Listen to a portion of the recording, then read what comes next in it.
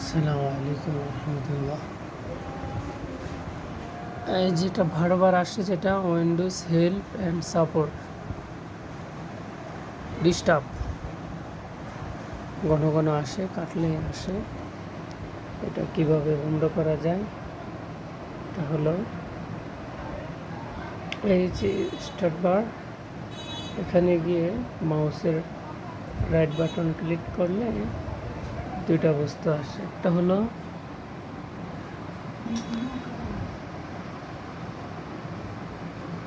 বোঝা যাচ্ছে না, প্রপার্টিজ। একটা হলো ওপেন উইন্ডোজ এক্সপ্লোর।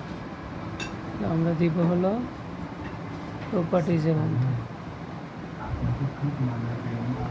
প্রপার্টিজের পরে এই যে মাঝখানে স্টার্ট মেনু আছে, এটার মধ্যে কাস্টমাইজ দিলে এটা যখন নিচের দিকে যেতে থাকবো,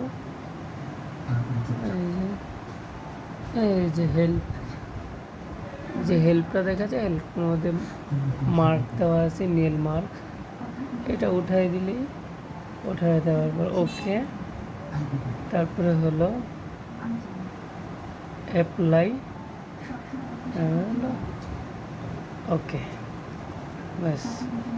এখন এটার মধ্যে যে এফ বাটনটা রয়েছে, এই যে এফটা, এই এফের মধ্যে চাপ দিলেই হয়ে যাবে, ব্যাস।